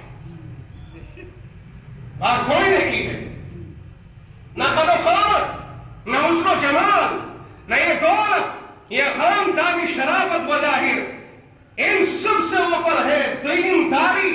آقا نے یہی مشورہ دیا، اور دیندار سے شادی کر کے کامیابی حاصل کرو۔ کیوں؟ اس لیے کہ آپ کو اس دیندار کے ذریعے سے بچے وصول کرنے ہیں۔ اگر دین ہوگا تو بچوں میں دینداری آئے گی۔ اور یہ حق ماں باپ کے اوپر اولاد کا پیدا ہونے سے پہلے شروع ہوا کہ نہیں ہوا؟ آپ نے اگر کوئی کارخانہ لگایا ہے تو مشین مشین اچھی لاتے ہو کہ نکمی؟ اس لیے کہ آپ کو مشین سے پروڈکٹ نکالنا ہے، مال تیار کرنا ہے۔ آپ نے مشینوں کو اچھی سے اچھی کو چن کر کے انجینئروں کو دکھا کر کے کہا یہ مشین کیسی ہے، شاندار مشین لائے تاکہ شاندار مال آئے، شاندار لڑکی لے کر کے آؤ، شاندار اولاد آئے گی انشاءاللہ۔ شروع میں دیکھتے ہیں کہ مال کتنا ملے گا، یہاں تک کی کنڈیشن ہے، مہندی بھی لگتی ہے تو یہاں ٹھپا لگتا ہے، پھر کٹا ہوا پہنا جاتا ہے، وہ پیچھے تک اس لیے کہ جہاں ٹھپا لگ گیا اسے تو دکھانے کے لیے لگوایا کہ چھپانے کے لیے۔ اللہ کے نبی علیہ السلام نے یہ بھی فرمایا رب کاسیات عاریات، فرمایا بہت ساری عورتیں کپڑے پہننے کے باوجود ننگی۔ اس کے کیا معنی ہے؟ جو عورتیں رسول اللہ صلی اللہ علیہ وسلم فرما رہے کپڑے بھی ہیں ننگی بھی ہیں، اس کے بارے میں کیا خیال ہے؟ علماء نے فرمایا اس کا مطلب یہ ہے کہ باریک کپڑے جن میں بدن نظر آئے، جس طرح یہ آج چل رہے ہیں بہت سے کپڑے جو مچھردانی کی طرح سے چل رہے ہیں، یا پھر اتنے ٹائٹ کے جس سے بدن کی ساخت نظر آئے، یا پھر اتنے چھوٹے کے جس سے بدن ادھورا نظر آئے۔ فرمایا کپڑے کہنے کے لیے کپڑے ہیں اور واقعی ویسے اعتبار سے ننگی، ایسی اوریانیت کی ماری بچیوں کو بائی دفعہ ہم پسند کر لیتے ہیں۔ اب ایمانداری سے بتائے گھر میں دین آئے گا؟ رشتہ دار مشورہ دیتا ہے وہاں سے شادی ہوگی کیونکہ مال ملے گا، محبوب کبریا مشورہ دیتے ہیں چھوڑ دے اسے، دین لے لے، دین رہے گا تو آگے تیرے کام آئے گا، کیونکہ مال تیرا قبر سے پیچھے ہٹ جائے گا، قبر میں تیری بھینس نہیں جائے گی، تیری گاڑی نہیں جائے گی، تیری دولت نہیں جائے گی، گدیوں کا کفن نہیں ملے گا، بلکہ تیری دولت، تیرے اہل و عیال، تیرا خاندان، ساری کائنات تجھ سے پیچھے ہٹ جائے گی۔ اگر تیرے ساتھ کوئی جائے گا تو اعمال جائے گی۔ فرمایا دین دار کو اپنے گھر میں لاؤ۔ کیوں جی؟ اس لیے کہ اولاد کو ہمیں اس سے اولاد لینی ہے، اور جب یہ دین دار ہوگی تو اولاد کے اوپر اس کا پریشر پڑے گا، اور اگر دین دار نہیں ہوگی اولاد کے اوپر اس کا پریشر نہیں پڑے گا۔ یہی وجہ ہے میں کسی پر طنز کر کے نہیں کہوں گا، اب میں ایک تجزیاتی بات کہتا ہوں۔ ہمارے گھر میں 4 بچے پیدا ہوئے، ایک بچہ کمزور رہ گیا، کالا کلوٹا رہ گیا، اسے ہم نے مکتب کے حوالے کیا کیونکہ وہ اسکول میں چل نہیں پا رہا تھا۔ فیس کو ہم نے سمجھا کہ اس کے پیچھے خرچ کرنا یہ ہمارا نقصان ہے۔ 3 بچوں کو ہم نے پڑھایا، ایک کا سیل انجینئرنگ کی طرف چل گیا، اسے بڑا انجینئر بنا دیا، ایک کا وکالت کی طرف چل گیا، وکیل بنا دیا، ایک کا ڈاکٹری میں چل گیا، ڈاکٹر بنا دیا، ساری جائیداد کو ان 3 بیٹوں کے پیچھے خرچ کر دیا، اور اس چھوٹے بچے کو، اس کمزور بچے کو، اس ایسے بچے کو جس کا ظاہر دیکھنے کے اعتبار سے اچھا نہیں تھا، اسے کسی مولوی اسلم جیسے کے حوالے کر دیا۔ اس نے مدرسے میں لے جا کر کے اسے پڑھایا، قاری صاحب بنا دیا یا مولوی صاحب بنوا دیا، دیوبند بھیج دیا، ہاپوڑ بھیج دیا، کسی اور بڑے مدرسے میں مولوی بنا دیا۔ آج وہ باپ مر رہا ہے، 4 بیٹے حاضر ہو گئے ہیں، وکیل صاحب بھی موجود اور ڈاکٹر صاحب بھی موجود، انجینئر صاحب بھی موجود ہے۔ رب کی قسم دنیا نے دیکھا ہے جنازے کی طرف کو وہی بیکار بیٹا چلتا ہے جسے اس باپ نے بیکار سمجھ کے کسی مکتب کو دیا تھا۔ کار آج بیٹے سارے کے سارے کھڑے دیکھ رہے ہیں۔ یہ ہے وہ اعمال صالحہ کا فائدہ، تمہارے کام یہ نیک اعمال ہی آئیں گے، اور یہ دنیا داری اگر اسے دین میں کنورٹ کرو گے تو کام آئے گی، اور اگر دین سے دنیا کو نہیں جوڑو گے تو پھر ناکام ہو جاؤ گے۔ دین سے دنیا کے جوڑنے کا مطلب کیا ہوا؟ کماؤ خوب محنت سے، کماؤ خوب محنت سے، لیکن خرچ کرو اللہ کی منشا کے مطابق، تو پھر یہ دنیا نہیں کہلائے گی، یہ دنیا کی دولت ہی دین بن جائے گی۔ اس لیے کہ زکات تو مال پہ خرچ ہوتی ہے نا جی، کماؤ گے نہیں تو زکات کہاں سے دو گے؟ غریبوں کی مدد تو مال کے ذریعے ہوتی ہے نا جی، کماؤ گے نہیں تو غریبوں کے حالات کیسے اچھے ہوں گے، کیسے غریب اوپر آئیں گے؟ महबूब किबरिया ने यतीम को कंधे पे बिठा के बताया था कि लोगों, यतीम समझ करके उनको माशरे से अलग मत करना। तुम्हारे फंक्शन होते हैं, अमीरों की दावतें होती हैं, लाठी लेकर एक डंडे वाले को बिठा देते हो, कोई ऐसा बच्चा ना आने पाए, मेरे फंक्शन का सारा निजाम दरहम बरहम हो जाएगा, शो खत्म हो जाएगी, और गरीबों को डंडों से रोकते हो।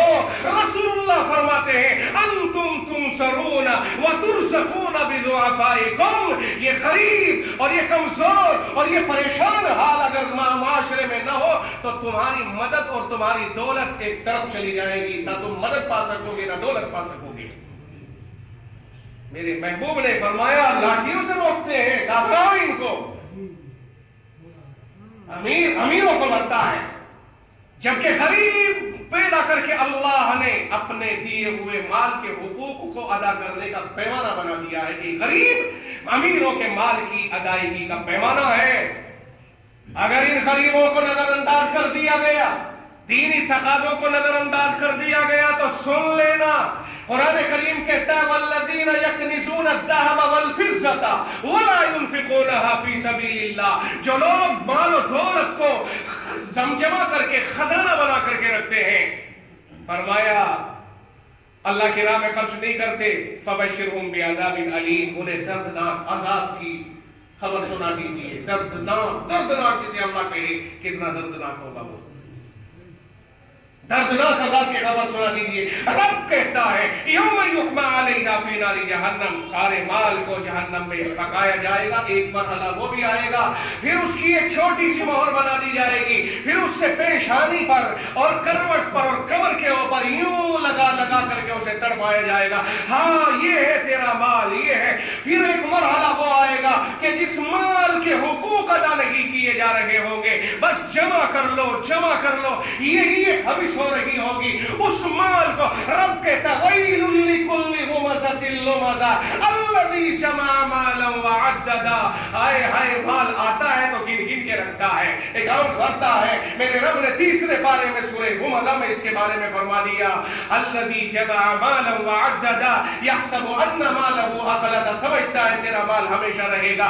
कल्ला, ना, तेरी सोच गलत है। अगर ये पोजीशन रही कि माल पर इतना अधिकार समझता रहा, एक वक्त आएगा लयुंबज़न्न फिल हुतमा, डाला जाएगा उस आग में जो हड्डियों को तोड़ फोड़ करके चकनाचूर कर देगी, जो भी कुछ उसमें डले उसी को चकनाचूर कर देती है, उस आग में डाला जाएगा। रब पूछता है, वमा अदराका मल हुतमा, अरे हुतमा किसे कहते हैं पता भी है? रब ने खुद जवाब दिया, सवाल भी रब ने कायम किया, हुतमा क्या है, जवाब भी रब ने दिया, वमा अदराका मल हुतमा नारुल्लाहिल मुक़दा, अल्लाह की सुलगाई हुई आग है। हाय हाय, जिसे रब सुलगाए, तुम भट्टियों को हिट देते हो, तुम ऐसी हिट दे देते हो कि फौलाद भी उसमें पिघल करके पानी बन जाए। मेरे रब ने जिस भट्टी को हिट दी है, दुनिया की आग में लाके डाले तो नींद आ जाए, वो इस तरह की भट्टी है कि जो कुछ उसमें पड़े तबाह बर्बाद हो जाए। रब कहता है, तू जानता भी है कि वो क्या चीज है हुतमा, जिसमें इस तरह के दौलतमंदों को डाला जाएगा जिन्होंने दौलत के हुकूक को अदा नहीं किया होगा। रब कहता है, वमा अदराका मल हुतमा नारुल्लाहिल मुक़दा अल्लती तत्तलिउ अलल अफ़इदा, जो दिलों को भून डालेगी, दिलों पे भी उतर जाएगी। ये क्या मतलब दिलों पे उतरने का? इसका मतलब ये हुआ कि दुनिया की आग में इंसान जलता है, दिल तक पहुंचने से पहले रूह निकल जाती है। वहां की आग में दिल भी जलेगा, रूह नहीं निकलेगी, तड़पेगा। किसके लिए दौलत इकट्ठी हो रही है? मुझे वक्त की किल्लत महसूस हो रही है, ये वक्त दामनगीर है मेरे लिए, मैं बात को समेट रहा हूं। माफ कीजिए, आपको 9 से 9:15 तक के लिए बिठाया गया था, 9:04-5 हो चुकी है। मैंने आपका ज्यादा वक्त लिया और ये पर्चा जो मेरे हाथ में आया है, ये पर्चा तो बाकी है, मैं बहुत मुख्तसर से इसके इशारात आपके सामने पेश कर रहा हूं। मैंने अर्ज किया कि माल के हुकूक अगर अदा नहीं किए गए, रब की मर्जी के खिलाफ माल को अदा किया गया, رب کی مرضی کے خلاف مال کو استعمال کیا گیا، اب ہے دنیا داری، اور اگر رب کی مرضی کے مطابق استعمال کیا تو یہی دین داری ہے۔ اس لیے میں اس کا قائل نہیں ہوں کہ دین و دنیا، یہ دین اور یہ دنیا الگ الگ مت کرو، بلکہ دنیا ہی دین ہے، بشرطے کہ رب کی مرضی کے مطابق دنیا میں جیا جائے۔ کوئی دنیا اگر کما رکھے تو مال کما رہا، مال کے چکر میں کاش وہ دور میں دنیا دار ہے، اسے حق پہنچتا ہے کہ وہ اس کو دنیا دار کہے، نہیں، اس لیے کہ حج اسی دنیا سے ہوتا ہے جسے آپ دنیا دار کہہ رہے ہو، زکوٰۃ اسی سے دی جاتی ہے، مسجد تعمیر اسی مال سے، یہ دولت مند ہی تو ہے جو معاشرے کی ساری ضرورتیں انہی سے تو پوری ہو رہی ہیں، اور کس سے پوری ہو رہی ہے آپ بتائیے؟ اس لیے انہیں دنیا دار کہو گے تو مسجد نہیں بن سکتی، انہیں دنیا دار کہو گے تو مدرسے نہیں چل سکتے، معلوم ہوا کہ انہیں دین دار کہنا پڑے گا۔ دنیا دار وہ ہے جو دین کو سمجھتا نہ ہو اور دین کے خلاف پیسے کا استعمال کرتا ہو، وہ دنیا دار کہلائے گا۔ اللہ تعالیٰ ہمیں دین کے مطابق مال کو خرچ کرنے کی توفیق مرحمت فرمائے۔ میاں صورتحال یہ بنی ہوئی ہے کہ لڑکیوں کو پسند کر لیتے ہیں ہمارے یہاں اور کرنے کے لیے جاتے ہیں۔ بیچ میں ایک آدمی نے بتایا تیرا بیٹا جوان ہو گیا یار، رشتہ کرے ہیں، ایسا شاندار رشتہ ہے، کہا چلیے رشتہ دیکھنے کے لیے آ گیا، وہاں سے لشکر آ گیا۔ اچھا صاحب جس کو بیاہ کرنا ہے وہ تو نہیں آیا؟ خدا کی قسم یہاں بھی غلطی ہو رہی ہے۔ میرے آقا صلی اللہ علیہ وسلم نے جو فرمایا میں اس کو بیان کروں، آپ کہو گے مولوی صاحب یہ تو بے شرمی سی محسوس ہوتی ہے، میں کہتا ہوں اس کا لڑکے کا بھائی بھی آیا، بہن بھی آئی، ماں بھی آئی، باپ بھی آیا اور بہنوئی بھی آیا، سب تو آ گئے، جس کو نکاح کرنا ہے وہ نہیں آیا۔ غیر محرم ہے کہ نہیں ہے؟ فی الحال تو غیر محرم وہ لڑکا بھی ہے، لیکن چونکہ اس کے نکاح میں جانی ہے، اللہ کے نبی علیہ السلام نے فرمایا، انصار کے لیے فرمایا تھا، انصار کی عورتوں کے لیے مہاجرین سے فرمایا تھا کہ بھئی ایک نظر ڈال لیا کرو، کبھی پھر بعد میں کوئی بات ہو جائے، فَإِنَّ فِي أَعْيُنِهِنَّ شَيْءٌ۔ کبھی ایسا ہوتا ہے نا کہ صاحب نیلی نیلی سی آنکھ ہے تو مجھے پسند نہیں آئی، میری تو سمجھ میں ہی نہیں آئی، تم کیا پسند کر کے آئے؟ جھگڑا کھڑا ہو گیا، فرمایا ایک نظر ڈال لو، بس ایک نظر، یہ نہیں کہ چائے کی محفل تنہائی میں دے دی جائے، ایک نظر ڈال لو بس اتنا۔ اور یاد رکھو جو رشتے دیکھنے کے لیے جاتے ہیں وہ بناوٹی لڑکیاں بن جاتی ہیں، اصلی اگر آپ کو دیکھنی ہے اچانک نظر ڈالیے، اچانک کسی پڑوسن سے کہیے اس کا اٹھنا بیٹھنا ہمیں بتائیے بے تکلف کیسا ہے، اور جب آپ دیکھنے جاؤ گے تو نہ دھو کے کریم پاؤڈر لگا کے ایک تو دیکھنے میں بہتر نظر آئے گی، مثال کے طور پر 6 دن پہلے پتہ چل گیا دیکھنے آ رہے ہیں کریم ایسی چل رہی ہے، 2 دن میں نکھار کے ایک طرف کر دیتی ہے۔ پھر تھوڑا سا یہ مسئلہ پیش آئے گا کہ صاحب وہ اتنے تکلم میں رہے گی، بڑی تہذیب، کہا دیکھو جب وہ آئیں گے تو بہت تہذیب سے پیش آنا، اور اسے سامنے والی کو امی کہہ دینا اور اسے ابا کہہ دینا یا پاپا کہہ دینا، خدا جانے کیا کہنے والے پاپا کے بسکٹ، بہرحال یہ سب چیزیں جب یہ صورتحال بنے گی ایمانداری سے بتاؤ تمہاری نظر دھوکہ کھائے گی کہ نہیں کھائے گی؟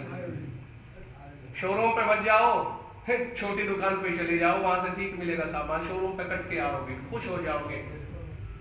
شو روم پہ گئے تھے صاحب، وہ لے کر کے آئے اور ایک قریب رہنے والا کھڑا ہوا ہے، اسے کہتے صاحب کیلے دے دو، کہنے لگے جی 60 روپے کا لوٹ رہا ہے، اور کہتے ہیں آن لائن آ رہا میرے گھر پہ سامان ہے، اس مزدور کو کہتے ہیں لوٹ رہا، کاش کہ تم اس کی مدد کر دیتے تو اس کا دل رہ جاتا، اسی کے لوٹ کر کے چلے آئے، مالدار گاڑی میں سے اترے گا، اوڈی اور پوڈی میں سے اترے گا، اور پھر اس کے بعد کسی اس کو جا کر کے دادا گیری دکھائے گا، اس کو یہ دکھا ارے کیسے لے رہا اتنے پیسے، تو ڈرائے گا، اس کو دھمکائے گا۔ یہ وہ لوگ ہیں جو قابل ملامت ہیں اور لعین اور ملعون لوگ ہیں۔ یہ کاش کہ اس رہنے والے کو 100 روپے کا سامان لیتا تو 150 دے کے آتا، بھائی تو صبح سے شام تک دھوپ میں کھڑا ہے، تیرا حلق سوکھ گیا، آوازیں لگاتے لگاتے، لے 50 روپے میری طرف سے اپنے بچوں کے لیے رکھ لے۔ کوئی ہے؟ انہیں ڈراتے دھمکاتے نظر آ رہے ہیں، لیکن کوئی ایسا فراخ دل نظر نہیں آتا ہے معاشرے کے اندر، بہت کم نظر آتے ہیں اس طرح کے لوگ۔ وہاں پہنچ گئے لڑکی کو دیکھنے کے لیے، دولت دنیا بھر کی خرچ کر دی، دسترخوان بڑا ایسا اور ویسا، اس کے بعد پھر وہاں پر یہ ہوتا ہے کہ اگر باتوں باتوں سے کہہ کے چلے گئے کہ ٹھیک ہے جی لڑکی ہماری ہو گئی، تو سمجھ میں نہیں آتا جب تک لین دین نہ ہو، خدا کے بندو کیا کر رہے ہو۔ اس کا مطلب یہ ہوا کہ ایک گاندھی جی زیادہ مؤثر ہے، ایک نوٹ زیادہ مؤثر ہے، بات کچھ نہیں رہی. حالانکہ مومن زبان کا پابند ہوتا ہے. المومن لا یکذب ولا یخدع. مومن نہ جھوٹ بولتا ہے نہ دھوکہ دیتا ہے. جب تمہارے گھر پہ آ کے یہ کہے کہ صاحب یہ میری ہو گئی لڑکی, تو اب یہ ہوا کہ وعدہ خلافی نہیں کرتا ہے مومن, اور جو وعدہ خلافی کرے وہ منافق ہوتا ہے. ہم نے پوری شریعت کو اپنی طرف سے پامال کیا ہے. صاحب دعوت کر دی, حق المسلم علی المسلم ست, 6 حقوق ہیں. ایک دعوت کو قبول کرنا بھی ہے. زبان سے کہہ دیا نام میرے یہاں پروگرام ہے, آپ آ جانا دعوت میں, بچی کا نکاح ہے. اب آپ کارڈ کا انتظار کرو گے, صاحب کارڈ تو آیا ہی نہیں. کہنے لگے صاحب کارڈ نہیں آیا, تو کارڈ والا تو کہہ کے گیا, کہا صاحب ایسے ہی فارمیلٹی پوری کر کے چلا گیا, کارڈ آتا تو میں سمجھتا میری دعوت ہے. ایک کاغذ کو زبان کے اوپر ترجیح دے رہا ہے, ایک کاغذ کو مالک کے اوپر ترجیح دے رہا ہے. اسے جہالت کہو گے تو آج کا فیشن اور آج کے معاشرے کا اسٹینڈرڈ کہو گے. یہ جہالت. لال خط تمام مسائل آرڈر پہ ہو رہے ہیں. کہا صاحب 2 لاکھ کا مال, کہا ڈن. فلاں اتنا اور اتنا, کہا ہو گیا میرا, ادھر سے بھیجا ادھر چلا گیا. سارے مسائل ٹیلی فون پر ہوئے. لال خط جانا ضروری ہے؟ کہاں گیا معاشرہ؟ میں یہ بات اس لیے کہہ رہا ہوں کہ اس طرح کی باتوں میں ہم مبتلا ہیں. لے کے آگے بارات آنا ضروری ہے. لڑکی والے پر کوئی دباؤ نہیں دیا جا سکتا ہے. سن لو خوب اچھی طرح سے, حدیث پاک میں ہے, صاف ستھری بات ہے. آقا نے فرمایا یا معاشر الشباب من استطاع منکم الباءۃ فلیتزوج. فرمایا او جوانوں, اگر تم میں ہمت ہو تو شادی کرنی چاہیے, تم میں شادی کرنی چاہیے. اور کیوں؟ اللہ کے رسول شادی کرنے کا فائدہ فرمایا فإنه أغض للبصر وأحسن للفرج. فرمایا کہ یہ نظروں کو جھکانے کا سبب بنتی ہے. بولو پاک دامن زندگی ہوگی, اور شرمگاہ اور خواہش نفس کے لیے ایک طرح سے حفاظت کا ذریعہ بن جاتی ہے. اور جس میں ہمت نہ ہو اس کا بھی علاج بتا دیا آپ نے, وَمَن لَمْ يَسْتَطِعْ فَعَلَيْهِ بِالصَّوْمِ. فرمایا کہ اسے روزے رکھنے چاہیے زیادہ تر, اس لیے کہ روزے سے خواہش نفس ٹوٹتی ہے. آپ نے بھوکا رہنے کو نہیں فرمایا, روزہ, تاکہ عبادت کا ثواب بھی ملتا رہے. آپ تو حکیم تھے نا کائنات کے, اس لیے حکمت کے ساتھ میں آپ نے لیا کہ مسئلہ بھی حل ہو جائے, ثواب کا ثواب میری امتی کے کھانے میں چلا جائے. یہ آقا نے فرمایا ایسا کر لو. علماء نے فرمایا آقا جو یہ فرما رہے جس میں ہمت ہو شادی کرے, اس کا کیا مطلب؟ فرمایا اس کا مطلب یہ ہے روٹی, کپڑا اور مکان اور مہر, 4 چیزوں کی ادائیگی کی ہمت رکھتا ہو, اور 5ویں چیز کو آپ سمجھ ہی رہے ہو, بچے بنانے کی صلاحیت رکھتا ہو. تو یہ فرمایا کہ جس میں یہ ہمت ہو اسے چاہیے کہ وہ شادی کر لے. اب دیکھیے یہ فرمایا جو لڑکی کو کھلا بھی سکے, پلا بھی سکے, رہائش دے بھی سکے, کپڑے بھی بنا سکے, مہر بھی ادا کر سکے. کہیں یہ نہیں فرمایا ہے کہ لڑکی کا باپ اپنی لڑکی کو کچھ دے دے. موت کے بعد میراث ہے, میراث کو ہم نے ختم کر دیا. واہ واہ, بڑے عقل مند آئے.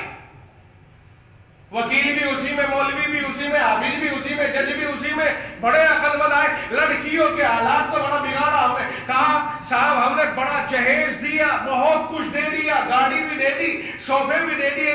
سن لیجیے اچھی طرح سے, ایک ہوتی ہے رسم اور ایک ہوتا ہے حق. میراث حق ہے اور جہیز رسم ہے. رسم کو حق کے مقابلے پر لاؤ گے تو مجرم کہلاؤ گے. جہیز ہماری مرضی ہے اور میراث رب کی مرضی ہے. میراث کو کاٹ کر, رب کی مرضی کو کاٹ کر ہم نے اپنی ہندوانہ رسم کو اس میں شامل کر دیا, ملکی رسم کو شامل کر دیا. اس میں جان بچنے والی نہیں ہے. آپ میرے اوپر مت کرنا بھائی. کسی کو اگر ضرورت محسوس ہو رہی ہے میں 2-4 منٹ اور لے سکتا ہوں. اگر کسی کو مجبوری سی محسوس ہو رہی ہو تو دیکھو جانے میں کوئی بڑی دقت بھی نہیں ہے, جا بھی سکتا ہے, شرمانا نہیں. کوئی سوچے میں کھڑا ہوں گا تو لوگ مجھے دیکھیں گے, نہیں نہیں. ارے ضرورت ہے بھائی, کیا پتا کسی کو پیشاب لگ رہا ہو, کیا پتا کسی کو دوائی کھانی ہو, مگر ایک مضمون ہے جس پر میں بول رہا ہوں, آپ توجہ فرمائیے. تو کیا صورتحال بنی ہماری؟ یہ صورتحال جو ہم دیکھ رہے ہیں, اس صورتحال سے معاشرہ دوچار ہے کہ نہیں ہے؟ بالکل. جس باپ نے بیٹی کو, اپنے دل کے ٹکڑے کو پورا کا پورا آپ کے حوالے کر دیا ہے, اس کے لیے آپ کے گھر میں بیل نہیں ہے, اس کے لیے آپ، اور جب کہ اس باپ کی قربانی دیکھو کہ آپ تو تنہا رہ جاتے، اس کی مہربانی ہے کہ آپ کے گھر میں اولاد پیدا ہونے کا ذریعہ پہنچ گیا ہے، آپ کو فوری طور پر دادا بننے کا موقع مل سکتا ہے، نانا بننے کا موقع مل رہا ہے، کسی کو ساس بننے کا، ورنہ یوں ہی پھر رہے تھے گھومتے ہوئے لوگوں کے کوئی یہاں والے کرتے یار ادھر لوڑے کو کہیں سے دلوا لاؤ، چاہے کوئی کہیں سے کیسی ہی گری پڑی صحیح، یہ سورت اس کا احسان سمجھو کہ اس نے ہمارے گھر میں اپنے دل کا ٹکڑا دیا، اپنے گھر کا چاند ہمارے گھر میں بھیج دیا، پھر اس نے کیا نہیں دیا۔ اب اس چاند کو لے کر کے ہم نے کیا کیا کہ ہمیں مال دولت جہیز، یہ گاڑی، یہ گھوڑے، یہ نقدی، یہ سب چیزیں چاہیے۔ اگر سب چیزیں چاہیے تو پھر غلامی کا پٹا لکھ کر کے دو، تم غلام ہو گئے۔ مردان کی یہی ہے کہ کما کے کھلائے، میرے مصطفیٰ نے امت کے جوانوں کو مرد بنایا ہے، ہجڑا نہیں بنایا ہے۔ کما کر کے کھلاؤ، آپ مرد ہیں، اپنے گٹوں کی کمائی خود بھی کھاؤ، انہیں بھی کھلاؤ، گھر میں بھی کھلاؤ۔ یہ جہیز اور یہ معاشرے کے اندر جو رسومات چل رہی ہے، یاد رکھیے اگر یہ بند ہو جائے، میں کہہ سکتا ہوں اللہ کے بھروسے پر کہ معاشرہ ہمارا پورا مالدار ہے۔ ایک لڑکی کی شادی کری، تباہی آ گئی، گھٹنے ٹوٹ گئے، کمر ٹوٹ گئے، کاروبار بیکار ہو گیا، دوسری پھر تیار ہو گئی 1.5-2 سال کے بعد میں، دوسری کے لیے پھر تیاری کی، کہیں سے لیا کہیں سے کچھ، اور کوئی ہمارا بھائی ایسا بھی ہے کہ کسی کو گدا دے دیا کہ صاحب تجارت ہو رہی بہت شاندار ہے، بچت ہے 50 لاکھ روپے، اگر ادھر سے ادھر ہو جائے 15 دن کے اندر اندر 50 لاکھ میں 12-13 لاکھ روپے بچ رہے ہیں، مزہ آ جائے گا، اور نہ بیچارے نے دے دیے، لگا دی بھی آپ نہ جانے کتنے ایسے ٹوپک اڑانے والے ہیں ہمارے معاشرے میں، عمرہ بھی کر کے آ رہے ہیں، ایسی بات نہیں، کھجور بھی لا رہے ہیں وہیں سے، سر مڈا کے آ رہے ہیں۔ بات سمجھ میں آ رہی کہ نہیں؟ یہ صورتحال ہماری بنتی جا رہی ہے۔ یہ روزی حلال رکھو، حلال۔ جب یہ رسم کے تحت آیا یہ مال تو جائز کہاں ہوا؟ مال حلال کہاں رہا، پاک کہاں رہا؟ اس لیے کہ حدیثوں میں آتا ہے لا يحل مال امرئ مسلم الا بطیب نفسه، فرمایا کسی مسلمان کے لیے کسی کا مال حلال نہیں ہے مگر اس کے اندر کے دل کی رضامندی سے۔ مجھے بتائیے کہ جہیز دینے والا کب رضامند ہوتا ہے اندر سے؟ اس کو تو مجبوری پڑ رہی ہے کہ بیٹی کو کوئی لے نہیں پا رہا ہے، اگر نہیں دوں گا تو کہیں کھدیر نہ دے، کہیں آگ نہ لگا دے ظالم، کہیں رات دن وہ بڑھیا اندرا گاندھی کہیں سے ٹارچر نہ کرتی پھرے، کہیں یوں نہ کہے کہ یہ لے لیجیے ہمارے بچے کو تو خامخواہ پھانس لیا نہیں اتنا، اور دوسری بھی آگے کہے گی اوے تم نے ایسی بچی لی، اور تمہارا تو اتنا ہونہار بچہ تھا، ایسا بچہ تم نے بیکار کر دیا، کہاں پھانس کے بیٹھے ہو تو اتنا مال وہاں سے ملتا، اور دیکھو ہم سے کہتے نا ہم کراتے وہاں سے 20 لاکھ تو تمہیں نقدی دلواتے، اور یہ ایسا اچھا بچہ، اتنا پڑھا لکھا بچہ، تو پڑھا لکھا ہے تو ڈکیت تھوڑا ہی بنایا معاشرے کا، پڑھا لکھا ہے بہت اچھے، عزت پائی اس نے، ڈاکے ڈالنے کب سے شروع کر دیے کھلے عام، اور کمال یہ ہے چور چوری کرتا ہے حرام ہے، ڈر رہا ہے چرا کے لے گیا۔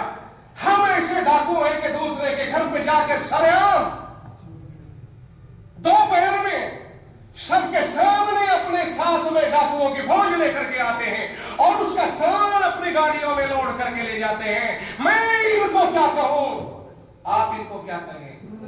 میں آپ کو یہ نام نہیں دیتا کہ آپ ان کو ڈاکو کہو، یہ تو معذب لوگ ہیں، یہ تو بڑے بڑے لوگ ہیں، لیکن میں یہ کہتا ہوں ڈاکوؤں جیسا برتاؤ کیا کہ نہیں کیا؟ اس کے گھر کو نکال کے لے گئے۔ اگر میرے رشتے دار کا کوئی سامان چھن جائے، کیش لے کے آ رہا تھا بیچارہ، چھین کر کے بھاگ گئے، میں کہوں گا چلو چلو جلدی پولیس اسٹیشن چلتے ہیں اور اس کی رپورٹ درج کراتے ہیں اور شورش لگوائیں گے، بھائی میرا رشتے دار لٹ گیا۔ کیا تھا بھائی؟ کہا 2 لاکھ روپے تھے صاحب، لٹ گئے۔ اچھا، آپ اپنے رشتے دار کے لیے بڑے احساس میں مبتلا ہو گئے اور 2 سال پہلے جو 50 لاکھ لوٹ کے لائے تھے اس کی رپورٹ کہاں کرائی تھی؟ میری سمجھ میں نہیں آتا کہ لوگوں نے گدھے کی لید پر چڑھا کر کے چاندی کا برق اور گلاب جامن کیوں کہنا شروع کر دیا۔ لید لید رہے گی، چاہے اسے کتنے ہی اچھے میٹھے میں ڈال لیجئے، وہ بہرحال جب لید ہے تو لید ہی رہے گی۔ یہ معاشرے میں رسم ہے، داغدار رسم ہے۔ ارے بھائی لڑکی والا مجبور ہے تو لڑکے والا تو مجبور نہیں، بتائیے مجھے۔ لڑکے والے طے کریں کہ انشاءاللہ ہم نہیں لیں گے، اور خدا کی قسم میں تحدیث بن نعمت کے طور پر کہتا ہوں، میں اپنے بچے کا نکاح کرنا چاہتا ہوں رمضان سے 10-5 دن پہلے 10-15 دن پہلے میں نے صاف ستھرے لفظوں میں کہا خبردار اگر تم نے ہمارے یہاں اپنی رسم کے مطابق کوئی سامان تیار کیا کل نہ کہنا کہ بے عزتی ہو گئی، ہرگز نہیں لے کے آؤں گا۔ میں فیلڈ میں رہتا ہوں، میں خود ہی اس کام کو کروں گا تو لوگ مجھے کیا کہیں گے، اللہ مجھے کیا کہے گا۔ یاد رکھیے کہتے ہیں کیسے عمل ہو مولویوں، کیسے عمل ہو سن لو، پہلے اپنے آپ کو قربان کرنا پڑتا ہے۔ انشاءاللہ معاشرہ عمل کرنے کے لیے تیار ہے، بولو تیار ہو کہ نہیں؟ میں اس کے لیے پہل کر رہا ہوں اور غازی آباد میں بیٹھ کر کے میں پہل کر رہا ہوں، آپ میری انکوائری کریں۔ میں یہ کہتا ہوں کہ اللہ کے لیے اپنے آپ کو جھونک دو، انشاءاللہ اللہ۔ اور سن لو اللہ کے نبی نے فرمایا من تزوج امرأة لمالها لم يزد الله الا فقرا، جو آدمی مال کی لالچ میں شادی کرے گا اللہ اس پہ تنگ دستی لائے گا۔ اور یہ اللہ کے رسول کا فرمان ہے، غلط نہیں ہو سکتا۔ آپ تنگ دستی کی بات یہی سمجھ لیں کہ بیٹی والا کہہ دیتا ہے یار میں پریشان ہوں، آپ مسجد کے لیے آئے ہو، اچھا آپ کو دیکھے پچھلے ہفتے میں نے نکاح کیا، کئی لاکھ کا مفروض ہو گیا صاحب، میرے حساب خراب ہو رہا، کہتے کہ نہیں کہتے بہت سارے۔ اور لڑکے والا یہ نہیں کہہ سکتا میں بڑا خوشحال ہو گیا، وہاں فقر ہے، وہاں یہ پوزیشن آتی ہے، نہیں اس کا پیٹ بھر سکتا ہے۔ اللہ تعالی ہماری بیٹیوں کی حفاظت فرمائے ہمارے اوپر۔ لو آخری بات کہتا ہوں کہ جب اب نکاح کے لیے آئے ہو تو نکاح عبادت ہے، عبادت ہے کہ نہیں ہے، معاملہ بھی ہے من وجید، عبادت بھی ہے۔ عبادت کا پہلو اس میں غالب رکھو، اس لیے کہ اللہ کے رسول نے فرمایا نکاح من سنتی، نکاح میری سنت ہے، میرا طریقہ ہے، اور جب نبی کی سنت ہے تو سنت پہ عمل کرنا عبادت بنا کہ نہیں بنا؟ نکاح عبادت ہے۔ اس عبادت میں کب سے یہ ڈی جے چلنے لگ گئے، کب سے رنڈیاں ناچنے لگ گئی، عبادت میں کب سے یہ خرافاتیں آ گئی، کب سے نا۔ اور ہمارے تو دوستوں کا حال یہ ہے کہ آج میرے یار کی شادی ہے، اللہ تو ہمیں بچائیے، یاروں کی شادی میں یار ناچ رہے ہیں، وکالت پڑھ رہا ہے، LLB کر رہا ہے، دوست کا نئی دوست کی شادی ہے، انجینئرنگ کا کورس کر رہا ہے، بڑا کورس کر رہا ہے، دوست کی شادی میں بسا اوقات لگا کے ناچ رہے ہیں۔ مجھ سے مت کہلواؤ، 2 گھنٹے ہو گئے کودتے ہوئے، تھکا رہی ہے ابھی تک، اگر لگی نہ ہوتی تو تھک جاتا، مجھے پتہ ہی نہیں ہے کچھ۔ نہ جانے کتنے لڑکے ایسے ہیں جو یہ صورتحال اپنی بنا لیتے ہیں اور شادیوں میں آ کر کے یہ کہتے ہیں نہیں صاحب خوشی کا موقع ہے، خوشی کا موقع ہے، خوشی کا موقع ہے، تو کیا خدا کو مقابلے پہ لانا ضروری ہے؟ اللہ سے ڈریں، اللہ کا خوف کھائیں۔ قرآن نے کہا یا ایھا الذین آمنوا اتقوا اللہ، اللہ سے ڈرو، وَلْتَنْظُرْ نَفْسٌ مَا قَدَّمَتْ لِغَدٍ، اور ہر آدمی کو اس پر غور کرتے رہنا چاہیے، قیامت کے دن اسے اللہ کے سامنے کھڑا ہونا ہے، اس دن کے لیے کیا اعمال آگے بھیج رہا ہے، کیونکہ فرشتے ہمارے آس پاس ہمیشہ رہتے ہیں۔ مَا يَلْفِظُ مِنْ قَوْلٍ إِلَّا لَدَيْهِ رَقِيبٌ عَتِيدٌ، جو بھی زبان سے نکلتا ہے فرشتے اسے فوری طور پر اپنے یہاں درج کر لیتے ہیں۔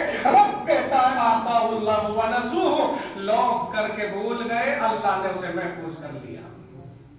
قیامت کے دن وہ فرشتے کہیں کہ ھذا ما لدی عتید، مولا کریم یہ ہے میرے پاس جو اس کی زندگی بھر کا ریکارڈ میں نے جمع کیا۔ رب کہے گا اقرا کتابک، پڑھ لے اپنے نامہ عمل کو، کفا بنفسک الیوم علیک حسیبا، آج تو خود اپنا حساب لینے کو کافی ہے۔ میرے بھائی کہاں جائیں گے اللہ سے بچے؟ ہر چیز میں ہم اللہ کے تابع ہیں، کوئی انسان خدا کی پکڑ سے نہیں بھاگ سکتا ہے۔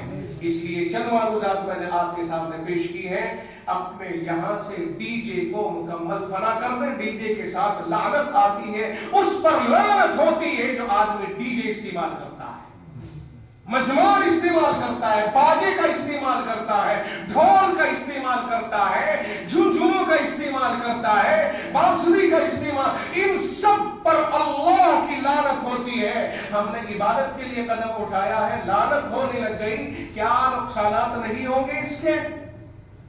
پریشانیاں نہیں آئیں گی؟ ایک مرحلہ ہوتا ہے پردے کا اہتمام ٹوٹ جاتا ہے، عورتیں کہتی ہے لڑکے کو سلامی پہ بھیجو، سلامی کے معنی سمجھتے ہو؟ सलामी का मतलब सिर्फ इतना होता है कि लड़का तन्हाई में जाके अपनी सास को कहे अस्सलाम वालेकुम, सर पे हाथ रखवाए, वापस लौट के आए, क्योंकि अजनबी था लड़का, आज इस सास को अपनी माँ बना चुका है बीवी के जरिए से, इसलिए इसे सलाम करने जाएगा, तारुफ होगा। वहां जो खुराफात नौजवान लड़कियां पहले से जमा रहती हैं और मजाक कराया जाता है उनके साथ, फिर उसके बाद चोरी की जाती है, जूते उठा लिए जाते हैं और उन जूतों के ऊपर चोरटियां 10-20 हजार रुपए का मुतालबा करती है और आप 20-20 हजार रुपए में जूतों को छुड़वाते हो। और जिस इमाम ने निकाह पढ़ाया है वहां 2000 रुपए के ऊपर यूं कहते हैं, मियां लोग हमारे यहाँ तो 1200 चल रहे हैं, तुम्हारे यहाँ 2000। आज तक तुम रस्मी तौर पर थे कि साहब ये मेरा रिश्तेदार, ये मेरा रिश्तेदार, ये मेरा रिश्तेदार, नहीं, आज तुम्हें इस इमाम ने निकाह पढ़ा के सच्चा रिश्तेदार बनाया है। जब तक तुम्हारा निकाह नहीं हुआ था तुम सिर्फ ज़बानी रिश्तेदार थे, हकीकी रिश्तेदार नहीं थे। हकीकी रिश्तेदार उस वक्त बने जब इमाम ने हमारा निकाह पढ़ा दिया और हमने कहा मैंने कबूल कर ली, फौरन हर आदमी रिश्तेदार बन गया, वरना आपसे पहले रिश्तेदार कोई नहीं था, सिर्फ ज़बान का था। जिसने इतना बड़ा काम किया है उसके लिए मुसीबत आ गई। जूते चोरटियों को 20 हजार रुपए देने वाला यहां रो रहा है, यहां मर रहा है, और वहां से गाड़ी ले जाने वाला, वहां से दुनिया की दौलत ले जाने वाला, कैश ले जाने वाला निकाह के ऊपर रोता है। क्या सूरत हाल है। छुआरे को लेकर के आता है जो थोड़े से न टूटे। जो चीजें इंसान की औकात दिखाने की है, निकाह पर इंसान की औकात नजर आ जाती है। मैंने बड़े बड़े सेठों की औकात निकाह के वक्त में देखी है, जहां छुआरे वहां, और उन्हें भी अपने किसी आदमी को अगर तय कर दिया तो छुपा के चंद छुआरे फेंक कर भाग जाता है। ये सूरत हाल बनती जा रही है मेरे भाइयों। अब आप बताइए क्या इसको हम मुआशरा कहेंगे? मजाक चल रहा है दीन और शरीयत के साथ। कहीं डीजे है, कहीं नाच गाना है, कहीं खड़े होकर जानवरों की तरह खाना है। अल्लाह के नबी अलैहिस्सलाम ने इसको नहीं पसंद फरमाया। नहीं नहीं नहीं, पसंद नहीं, ये हमारी आपकी पसंद है, अल्लाह के रसूल के और अल्लाह के खिलाफ है। हमें अल्लाह को अब बताइए, हम खुद अपनी मर्जी से नहीं आए तो फिर अपनी मर्जी से रह कैसे रहे? खुदा ने हमें गाइड बुक दी है कुरान करीम और गाइडर दिया है रसूल करीम, और अल्लाह का निजाम था कि नबियों को लेकर के आता रहा, यहां तक कि रसूल अकरम सल्लल्लाहु अलैहि वसल्लम पे आके नबूवत को पूरा फरमा दिया कि अब नबी नहीं आएंगे। तो क्या रब्बुल जलाल नबी नहीं आएंगे तो ये नबियों का जो काम था ये भी खत्म हो जाएगा? का ना ना, वो दौरे अंबिया था, ये दौरे उलमा जारी कर रहा हो, और मोहम्मदुर रसूलुल्लाह से कहलवा दिया इन्नल उलमा वरसतुल अंबिया, ये उलमा नबियों के वारिस है। हाय हाय, ना ना, नबियों का आना तो बंद कर रहा हूं पर नबियों का काम बंद नहीं कर रहा हूं, ये काम उलमा करेंगे। आज मौलवियों के खिलाफ लाठियां लेके चलते हैं, गालियां लेके चलते हैं। जिस रब ने इस शरीयत को दे करके कहा कयामत तक के लिए भेज दी पर नबी नहीं भेजूंगा, कहा फिर हिफाजत कैसे होगी? कहा उलमा को पैदा करूंगा, वो इस शरीयत के कानून की हिफाजत करेंगे। जिन मौलवियों पर, जिन उलमा पर रब ने भरोसा किया है, कौम की ज़बू हाली देखिए कि उन पर कौम को भरोसा नहीं है। व आखिरु दावाना अल्हम्दुलिल्लाहि रब्बिल आलमीन।